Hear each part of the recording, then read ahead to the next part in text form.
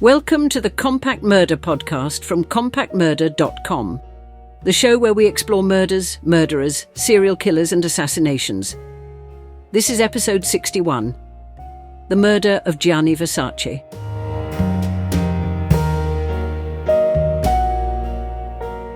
On the morning of the 15th of July 1997, Miami Beach was already alive with heat, colour and routine. Palm trees swayed lazily along Ocean Drive, cafes prepared for their early customers, and the pastel Art Deco facades reflected a city built on spectacle. For Gianni Versace, this hour of the day was a moment of calm before the intensity of creative work. Each morning, he left his mansion, Casa Casuarina, walked a short distance to buy newspapers, and returned home to read and plan his day.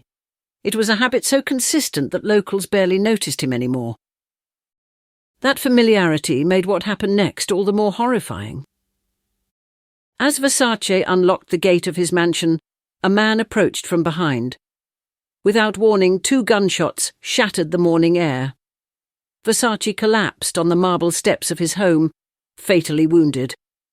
The attacker turned calmly and walked away, disappearing into the city's streets. In seconds, one of the most influential figures in modern fashion lay dying, his blood staining the steps of a home that had once symbolized creativity, success and sanctuary. The murder of Gianni Versace shocked the world not just because of who he was, but because of how public, sudden and senseless the crime appeared. It was not a robbery. It was not a heated confrontation. It was an execution carried out in full daylight, in one of the most visible locations in the United States.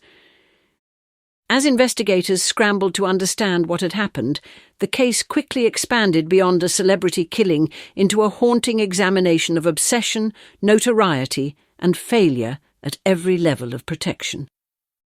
Gianni Versace was born in 1946 in Reggio Calabria, Italy, a region far removed from the glamour he would later define. His mother was a dressmaker, and her workshop became his first classroom.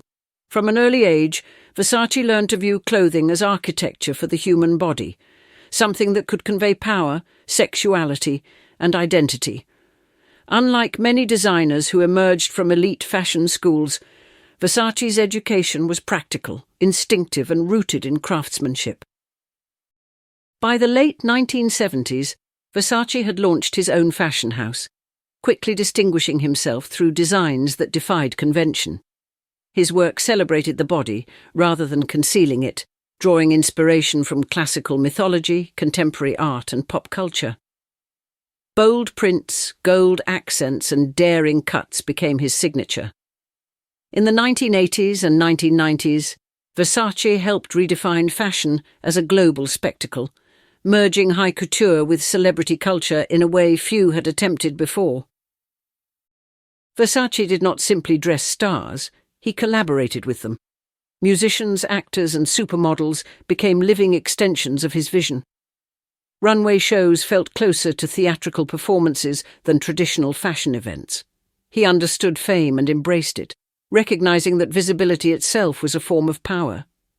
Yet behind the glamour, those closest to him described a man who valued loyalty, routine and privacy.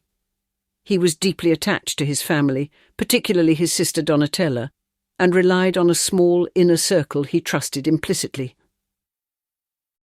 Miami offered Versace something he struggled to find elsewhere: creative inspiration combined with relative anonymity.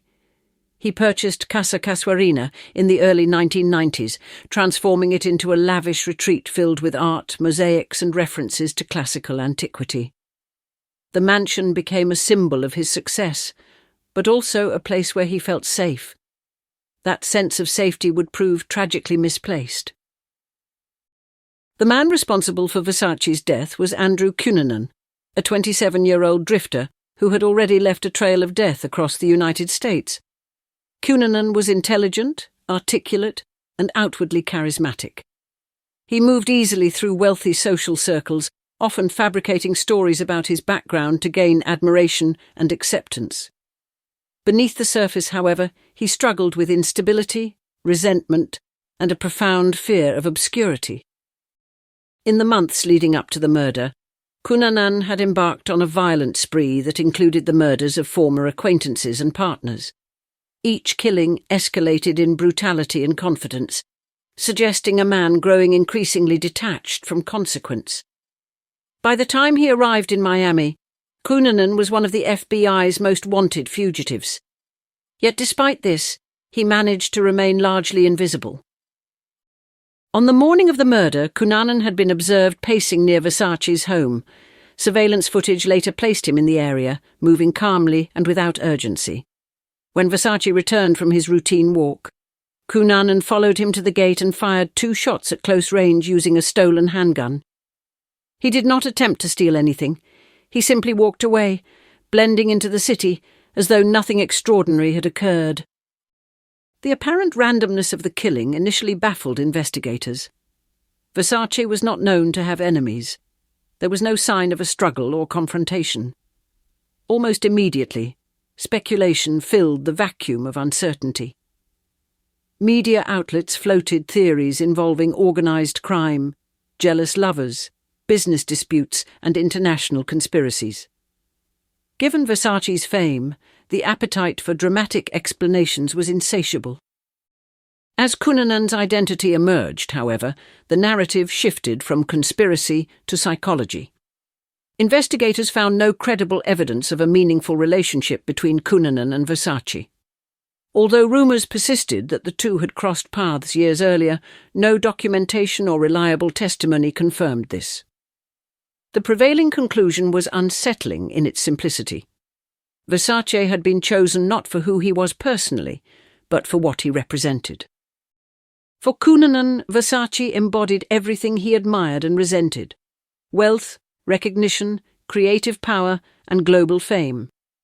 Killing him was not about revenge or personal grievance, but about visibility. It was a way to ensure that Cunanan himself would be remembered, his name permanently linked to someone whose life and work had shaped popular culture. In the days following the murder, Miami descended into a state of heightened tension. Law enforcement agencies coordinated an intense manhunt, while the media transformed Ocean Drive into a continuous spectacle of flashing cameras and speculation.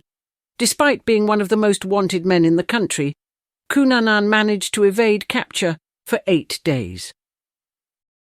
On the 23rd of July 1997, police traced Cunanan to a houseboat moored in Miami Beach. Before officers could arrest him, Cunanan shot himself in the head, using the same weapon that had killed Versace. His suicide ended the search but left behind a profound sense of incompleteness. With no confession or explanation, the deeper motivations behind the crime would remain forever unresolved. The immediate aftermath was devastating for those closest to Versace. His family faced both personal grief and intense public scrutiny. Donatella Versace, already involved in the creative direction of the fashion house, was suddenly thrust into leadership during one of the most challenging moments imaginable. The question looming over the industry was whether Versace as a brand could survive without its founder. Against expectations, it did. Under Donatella's guidance, the fashion house continued to evolve, preserving Gianni's vision while adapting to a changing industry. His influence remained embedded in every collection, every runway show, and every campaign. Casa Casuarina, once a private retreat, was later transformed into a hotel, its walls bearing silent witness to a moment that changed fashion history forever. The murder also forced uncomfortable reflection on the relationship between fame and violence. Cunanan received the global attention he appeared to crave, his name repeated endlessly alongside Versace's. The media coverage often blurred the line between reporting and spectacle, raising questions about whether notoriety itself can become a motive for crime. In this sense, the case remains painfully relevant in an age where visibility is currency. Over the years, the murder of Gianni Versace has been revisited through documentaries, books, and dramatizations, each attempting to impose narrative clarity on a story that resists simple explanation. Yet at its core, the tragedy is defined by its absence of logic. Versace was not targeted because of a dispute or secret wrongdoing. He was targeted because he was visible, successful, and symbolic. There is a stark irony in that. Versace spent his life creating beauty, confidence, and spectacle. His death became a spectacle of an entirely different kind, yet his legacy endures far beyond the violence that ended his life. His designs continue to shape fashion, his influence echoes across music, film, and art, and his name remains synonymous with fearless creativity. The murder of Gianni Versace is a reminder that fame offers no protection, that obsession can turn deadly, and that the desire for recognition can destroy both its seeker and its target. Cunanan sought immortality through destruction. Versace achieved it through creation. History has made its verdict clear. One name is remembered for what it built, the other for what it destroyed.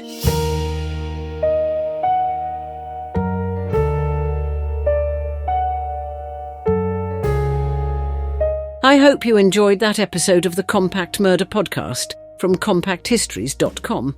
If you did, why not leave us a review wherever you get your podcasts? And while you're there, don't forget to subscribe so you don't miss any future episodes. If you would like to support us more directly, please consider buying us a coffee. Head on over to compacthistories.com/murdercoffee to see how. Also, please check out our other Compact podcasts. You will find them all at compacthistories.com. Thanks for listening. I'll see you next time.